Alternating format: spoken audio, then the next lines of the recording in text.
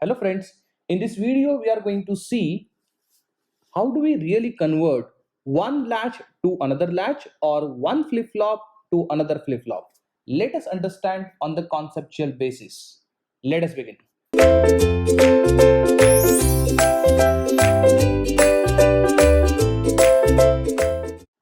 Let us understand the latch flip-flop conversion concept.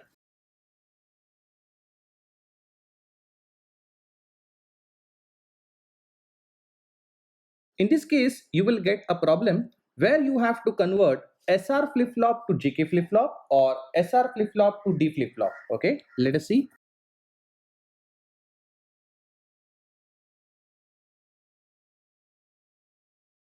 Such type of problems you will come across. It could be SR to JK or SR to D or maybe D to T flip-flop. Okay, whatever flip-flop types you have seen so far, you would be able to convert one flip-flop to another flip-flop or one latch to another latch.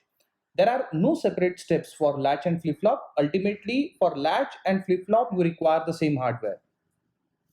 Of course, what is the difference between latch and flip-flop? You will definitely understand in next few videos.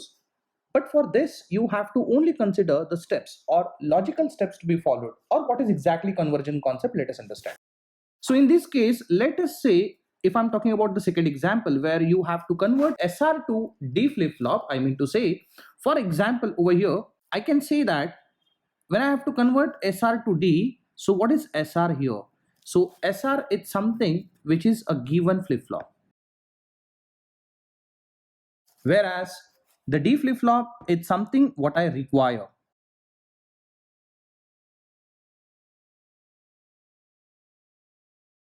A given flip-flop can also be considered as a available flip-flop.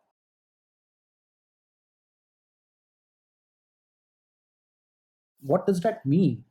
It means that what you have in your hand is SR, but what you want actually is not SR. What you really want is a D flip-flop. It means even though the given flip-flop is SR flip-flop, you want your SR flip-flop to behave like D flip-flop. I repeat my statement, it is very, very important, guys. If you understand this, you will understand the steps to be followed. And of course, in the next few videos, I have taken certain examples where we are converting SR to JK, D to JK, D to T, and these examples are enough to understand this topic. So let me repeat my sentence once again. Even though what is in your hand is the SR flip-flop, even though you have SR flip-flop, you don't want SR flip-flop. In fact, you want your SR flip-flop to behave like a D flip-flop, isn't it? So there are two flip-flops which I have listed, that is SR and D. Even though you have SR flip-flop, you want SR flip-flop to behave like a D flip-flop. So now you understood what I meant to say. Let us understand on a block diagram level what I meant to say.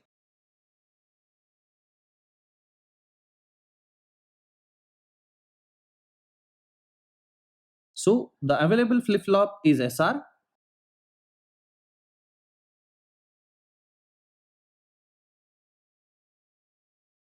So this is something, this is available flip-flop. What you want a D flip-flop.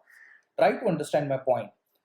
As an engineer, you have a SR flip-flop, but the requirement of the client is not SR flip-flop, it is a D flip-flop. Unfortunately, assume that you don't have D flip-flop, but since you are an engineer, you are going to convert this SR flip-flop into D flip-flop. I repeat, as an engineer, you are going to convert this SR flip-flop into D flip-flop. That client will never ever understand in his life that what you have given is SR, because that is not going to behave as SR flip-flop. That is forever that you have converted into D flip-flop.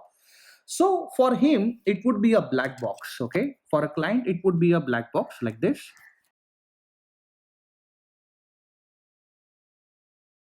What is inside the black box is SR flip-flop, but then you are going to believe him that it's not SR, it is D, because outside the box that he will see only one input D, and some arrangement, some extra arrangement you will make inside the black box, because blindly you cannot put only SR flip-flop inside that, because if you do that, then it is, even though you are showing only one input outside, that is a D flip-flop or a D input, inside, since there is only SR flip-flop, so you will get the outputs which are given by SR flip-flop only. Okay, so what extra arrangement you have to do, please pay attention. You are going to put two circuits inside, circuit 1, circuit 2. So two circles are two circuits. One circuit, as you can see, it is driving S. The other circuit is driving R. So let me just put a magnifier kind of thing. Let me assume this is circuit 1. Let me assume this is circuit. So what is circuit 1 and circuit 2? Okay. Over here, I'm just trying to magnify the thing. Okay. Try to understand, this is circuit 1. As you can see, the circuit 1 is driving which input? It is S. And the circuit 2, as you can see, it is driving R input of SR flip-flop.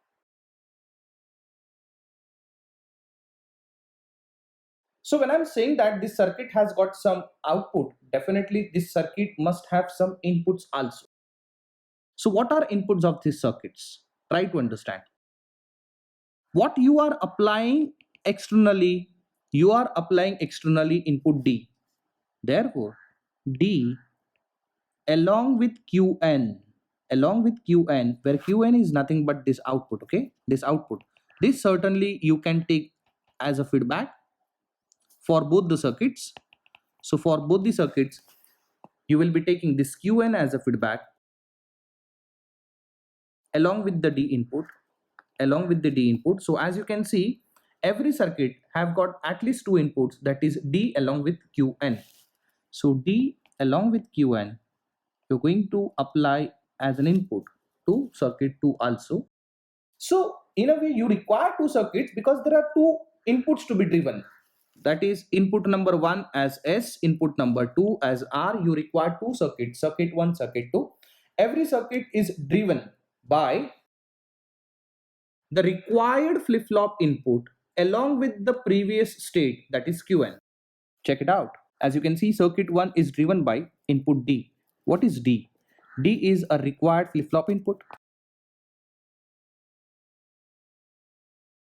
What is Qn? Qn stands for a previous state or previous output state. As you can see, it is same with circuit 2 also. So this is your required flip-flop input and this is your previous output state Qn. So ultimately what is going to happen? What is inside the black box? What is inside the black box? It's something which is available, isn't it? But what is available outside the black box? Outside the black box, you will have the required flip-flop. So ultimately, you have to make arrangement of two different circuits. The reason why I'm again having two different circuits, I'm explaining. Once again, please pay attention. Circuit number 1 is going to drive S. Circuit number 2 is going to drive R. And again, for operating this circuit, you will have two inputs. One, the required flip-flop input, and the other one is a previous output state. And obviously, to carry out these things, you have to apply a standard procedure, or you have to follow a standard procedure. What is that standard procedure? Let us see in the next slide. As you can see, step number 1 says construct characteristics table for required flip-flop. Okay, once again, step number 1 says construct characteristic table for required flip-flop. Step number 2 says extend the above table with the help of flip-flop inputs. In fact, this has to be the given flip-flop inputs. First of all, let us understand these two steps first and then we'll get back to the same slide. To carry out these steps, you can just remember like this: R, O, G sequence. R, O, G sequence. Let us understand what is meant by R. R stands for the required flip-flop. In our case, we have taken an example where we have to convert SR to D. So you have to convert SR into D flip-flop. Ultimately, D is something which is our requirement. So this is the required one. And SR stands for given, isn't it? Similarly, here ROG stands for what? That is, R stands for the required, G stands for what? A given, O stands for outputs. Let us see. First of all, I'm going to write flip-flop inputs of the required one. So the required one is having only one input, so I'm going to write D over here. Then what is written over here? O stands for outputs. So I'm going to write two types of output here, that is Qn and Qn plus 1. Meaning that Qn, if I say it is a present state, Qn plus 1 is called as a next state. So here I'm going to show the transition from present state to the next state output. Then the next word is G. G stands for a given flip-flop inputs. So given flip-flop inputs are what? S and R. So I'm going to write S and R. This kind of table we are going to make. Try to understand. First of all, you will actually complete this part of table that I'm going to show over here. That is made up of R and O. R stands for required flip-flop input and O stands for transition of present state to next state outputs. Okay. What I'm going to do over here, I'm going to start with D equal to 0. And Qn stands for, as I said, let me write it over here. If Qn, if I believe that as a previous state, let's say, then Qn plus 1 is considered as a next state. So Qn is called as a previous state, Qn plus 1 is called as a next state. So D can be 0, okay, consider D can be 0 with the previous state as 0, or it might happen D with 0 with previous state can be 1. Then I'm going to assume that D can be 1 with previous state to be 0 and D can be 1 with previous state to be 1. These are the possible combinations, right? These are the possible combinations. Now with this, you are going to complete Qn plus 1 table. You're going to complete Qn plus 1 table. That is, you know that in D flip-flop what happens, that whatever input that you give, the same output you get.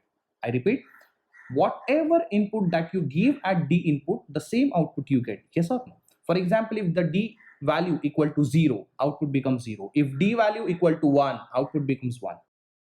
Similarly, since D is equal to 0, irrespective what was the previous one, next output is definitely same as D, which is nothing but 0. Here, since D is 0, irrespective what was the previous output, since D is equal to 0, next state or next output of the D flip-flop will be 0 only. Here, since D is equal to 1, irrespective what was the previous, what we get over here is 1 only. Similarly, since D is equal to 1, here also irrespective what was the previous state, output, that is next state, becomes 1. Now whatever I have developed over here, this is a part of table. It is called as a characteristic table. Let me go back to the previous slide where I have written steps to be followed. Step number 1 says, please read it carefully. Construct the characteristic table of the required flip-flop. If you remember, in our case, the required flip-flop is a D flip-flop. And as you can see, for D flip-flop, I have developed the characteristic table. As you can see, this is a characteristic table for D flip-flop, that is nothing but the required flip-flop. I hope you understood my point. Of course, here I'm not going into detail, but in the next lecture, you will see again the same example I have taken, and I have actually gone through a detailed procedure. Okay, here my intention is not to solve this problem. My intention is to give you an introduction how this flip-flop conversion or latch conversion takes place. Step number 2 says extend the above table. Above table means, again, they are talking about this characteristic table. So you have to extend the given characteristic table with the help of given flip-flop input. So you have to extend it with the help of given flip-flop inputs. Of course, in our case, the given flip-flop inputs are SR flip-flop. Yes or no? As you can see, we have already done that. As you can see, I'm going to extend this table with the help of the given flip-flop inputs, that is S and R, right? So we are actually done with step number 1 as well as step number 2. What we are left, it is for step number 3. Step number 3 says the given flip-flop inputs in our case, that is S and R, must be filled with the help of an excitation table of the given flip-flop. Okay, so here definitely some information I have to fill. That information I'm going to fill with the help of an excitation table of SR. If you remember, I have to recollect an excitation table for SR. In the previous video, we have already done with this. So excitation table means Qn and Qn plus 1 transition. We have seen all possible transitions, that is 0 may remain 0, 0 can become 1, 1 may become 0, or 1 remains 1. These are the possible combinations, right? And respective SR, if you remember, I also told you how to remember this, that is 0 1 0 X, and start with the reverse one, that is X 0 1 0. Okay, so this is the excitation table for SR. So I'm not going to talk a lot about this excitation table because this is in detail I have explained in the previous video. So what I mean to say, please understand, this whole thing is nothing but a characteristic table. It is characteristics table of what? It is characteristic table of D flip-flop. Can I say that this is a characteristic table of D flip-flop? It means this table basically describes the characteristic or behavior of D flip-flop. So this explains me the behavior of D flip-flop. Ultimately, don't forget your aim, guys. You have to convert SR to what? D. So since the required is a D flip-flop, I must know what is the behavior of D flip-flop, and that's the reason why, to know the behavior of D flip-flop or to know the characteristic of D flip-flop, in first step we make a characteristic table of D flip-flop. Yes or no?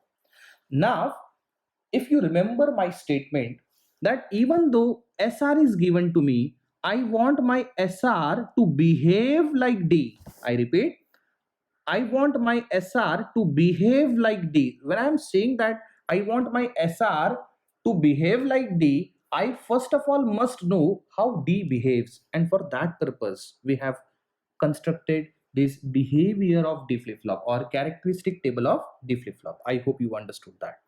Since I know the behavior of D flip-flop, now I can actually refer this excitation table and I now can fill the information inside SR. That is, if you want 0 to remain 0, once again, if I give D value equal to 0, and still if I want my 0 should remain 0, for that purpose, what should be S and R inputs? As you can see, it should be 0x. If you want this transition, that is 1 to become 0, so for 1 to become 0, what should be SR? It should be 0 1. Now if I want to go for 0 to 1, so for 0 to 1, what should be SR? It should be 1 0. Now for if you want this behavior, that is 1 to 1, for that purpose SR should be x 0, like that. So that is what step 3 was. Look at this step 3. The given flip-flop inputs, that is S and R in our case, must be filled with the help of an excitation table of the given flip-flop. Now this is step 3, and step number 4 comes as a final step where we actually develop the circuits. Look at this step number 4. Step number 4 says find the Boolean expression for the given flip-flop inputs in terms of the required flip-flop inputs and the previous state Qn. If you don't understand these wordings, let me still go back to slide number 1. If you remember, I said that we have a black box here. What we have inside, come on, what we have inside is the given one, that is S and R. But you want your SR to behave like D, yes or no? Because ultimately what you are going to show, the end product, that what we have input as not SR but D. But for that, you require to develop the circuit. Yes or no? You have to develop the circuit. One circuit will drive S, the other circuit will drive R. But then, since you have to develop this circuit, first of all, you understand these two circuits has got what inputs, guys? That is, this has got two inputs. One is the required flip-flop input and the previous output state. Yes or no? That is what is written in step number 4. Pay attention. Find the Boolean expression, because if you don't have the Boolean expression, you cannot make the circuit. So you have to find the Boolean expression for the given flip-flop input. For the given flip-flop input, in our case, it is S and R. So you have to find some expression of S and you have to find some expression for R. Then only you can make a circuit out of it. In terms of what? In terms of the required flip-flop input. In our case, the required flip-flop input is D and the previous state Qn. So you will see some expression of S in terms of D and Qn. So you will see S as a function of D and Qn. Here R will be also function of D and Qn. Once you do that, once you have the expression of S in terms of D and Qn and R in terms of D and Qn, then you get two different circuits. If you have two different circuits, then it is possible